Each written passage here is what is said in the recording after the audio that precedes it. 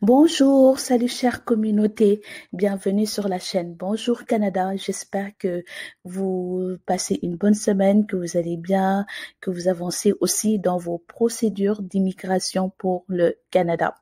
Dans la vidéo de ce jour, nous allons voir 3 points, notamment les 2 derniers tirages d'entrée express qui datent d'hier et d'avant-hier.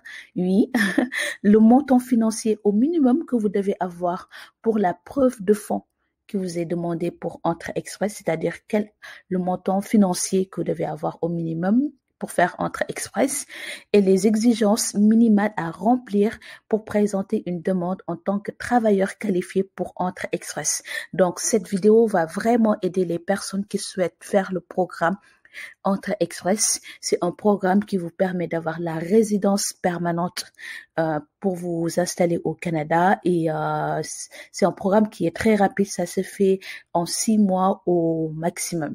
Si ce sujet vous intéresse, alors merci de regarder la vidéo, merci de vous abonner et d'activer la cloche afin de recevoir les notifications pour les vidéos que je publie.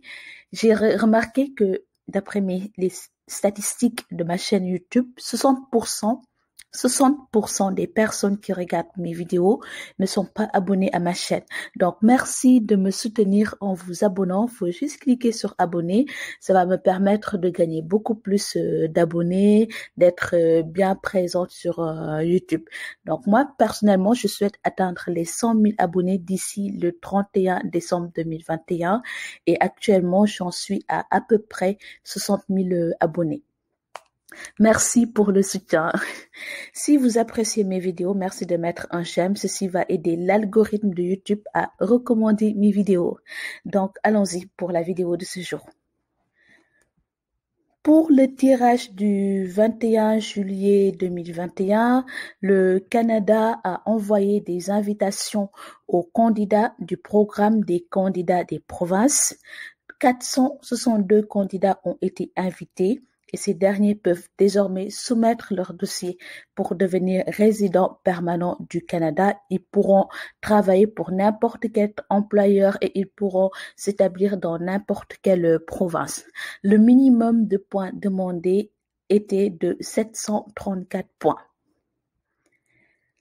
Pour le tirage du 22 juillet 2021, le Canada a envoyé des invitations aux candidats de la catégorie de l'expérience canadienne, c'est-à-dire des personnes qui sont déjà au Canada, qui travaillent actuellement au Canada ou qui ont eu à travailler au Canada et qui ont la résidence temporaire. Donc, ces personnes ont de l'expérience au Canada. 4500 candidats ont été invités et ces derniers peuvent désormais soumettre leur dossier pour devenir résidents permanents du Canada. Le minimum de points demandés était de 357 points. Avant de faire les preuves de fonds et les exigences minimales qui sont demandées pour Entrée Express, c'est bien de vous rappeler que si vous êtes intéressé par la province de Québec, ce n'est pas Entrée Express qu'il faut faire. La province de Québec est exclue du programme Entrée Express. Donc, la province de Québec a ses propres programmes, en fait. Donc maintenant, nous allons parler de tout ce qui concerne les preuves de fonds, c'est-à-dire le montant financier que vous devez avoir pour faire Entrée Express et les exigences minimales à remplir pour être sélectionné dans Entrée Express, que ce soit de votre âge, les diplômes, qu'importe en fait tout ce qui est demandé pour faire Entrée Express. Donc c'est bon, maintenant nous allons faire la partie qui concerne les preuves de fonds et les exigences minimales qui sont demandées. Je suis dans le site officiel de l'immigration du Canada, donc c'est canada.ca/fr/immigration-réfugié-citoyenneté. Donc là, nous allons voir les preuves de fonds qui sont suffisants pour faire Entrée Express. Le seul hic que je vois avec Entrée Express, c'est que la preuve de fonds qui est exigée est assez élevée. De ce fait, si vous n'avez pas assez d'épargne, pour le moment, vous pourrez pas le faire en fait, puisque vous allez voir les montants qui sont demandés en fonction de nombre de personnes qui sont compris dans votre famille ou le nombre de personnes qui vont vous accompagner au Canada. Commençons, mais c'est quoi la preuve de fond? La preuve de fond, c'est la façon dont vous nous démontrez que vous avez suffisamment d'argent pour vous établir au Canada. Si nous vous invitons à présenter une demande, vous devez nous fournir une preuve écrite que vous disposez de cet argent. Donc, qui doit fournir une preuve de fonds? Donc, vous devez fournir une preuve de fonds pour satisfaire aux exigences minimales du programme des travailleurs qualifiés et programme des travailleurs des métiers spécialisés, les deux qui sont fédéraux. Vous n'avez pas besoin de fournir une preuve de fonds si vous présentez une demande dans le programme de la catégorie de l'expérience canadienne où vous êtes actuellement autorisé à travailler au Canada. Donc, catégorie expérience canadienne, c'est-à-dire que vous êtes déjà au Canada et vous avez déjà eu à travailler au Canada. Ou bien si vous avez une offre d'emploi valide, là, vous n'avez pas besoin de soumettre, de faire la preuve de fonds, en fait. Combien d'argent aurez-vous besoin? Donc, nous allons voir les sommes.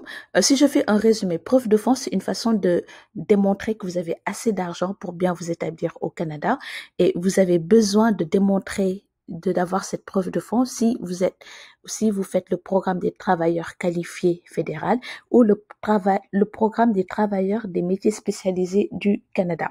Par contre, vous en avez pas besoin si vous faites la catégorie de l'expérience canadienne ou si vous avez une offre d'emploi valide. Voilà. La somme d'argent dont vous aurez besoin pour subvenir aux besoins de votre famille dépend de la grandeur de cette dernière. Donc, pour calculer la grandeur de votre famille, vous devez inclure vous-même, votre conjoint, vos enfants à charge et les enfants à charge de votre époux ou de votre conjoint. Donc, vous devez inclure votre époux ou conjoint et vos enfants à charge, même si ils sont résidents permanents ou citoyens canadiens. Ils ne viennent pas au Canada avec vous. Même s'ils ne viennent pas au Canada avec vous, vous devez quand même les inclure. Cette information, je ne le savais même pas. Je viens de savoir. Donc, si c'est une seule personne, vous devez avoir 13 213 dollars canadiens comme preuve de fonds dans votre compte bancaire. Et si c'est par exemple, vous venez avec votre conjoint, votre épouse ou votre époux, vous devez avoir 16 449 dollars canadiens. Si vous venez en couple avec un enfant seulement, vous devez avoir 20 000 dollars.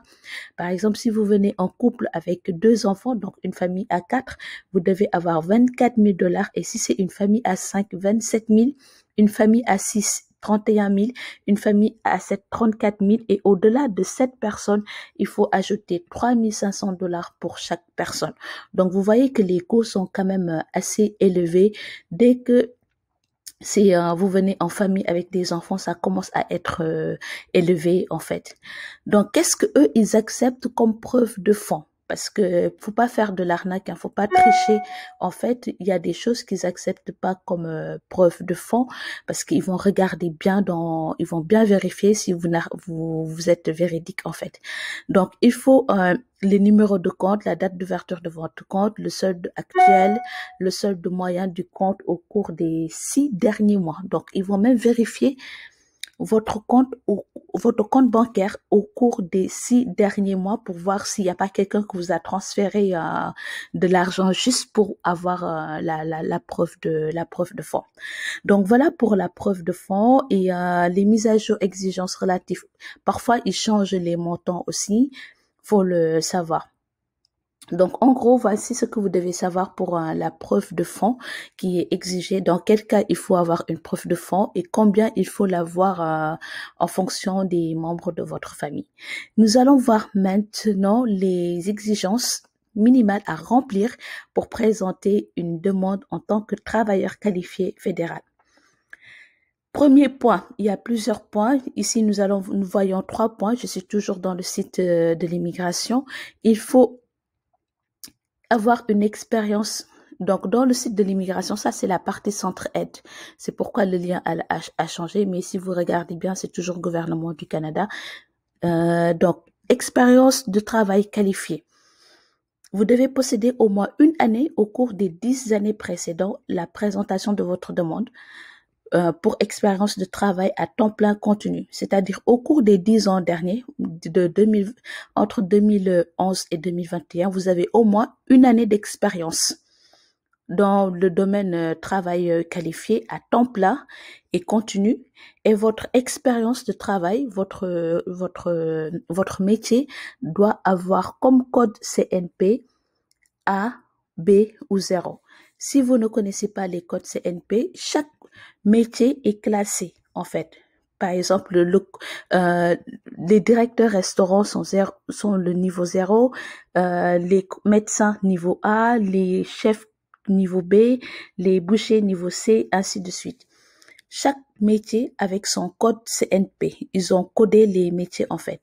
Par exemple, si vous êtes comptable, il faut faire comme ça. Vous tapez ici comptable et vous allez voir tous les métiers qui sont concernés par la comptabilité, leur code CNP.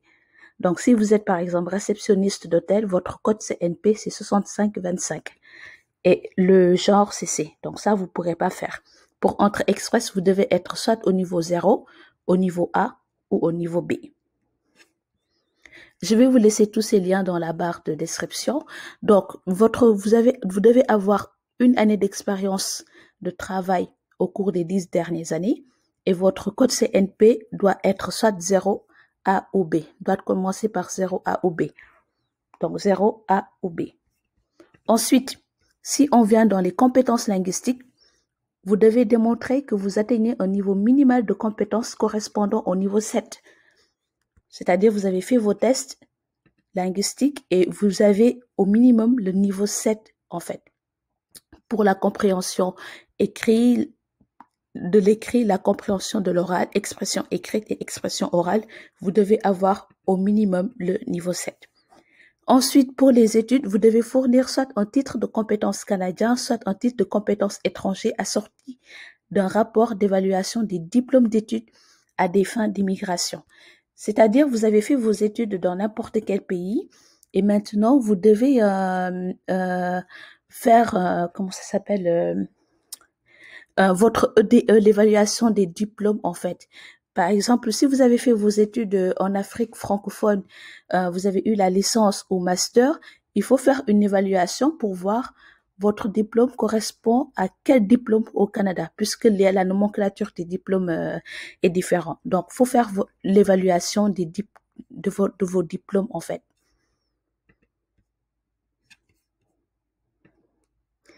Voilà, ben, je pense que c'est tout pour tout ce qui concerne les compétences, les exigences minimales.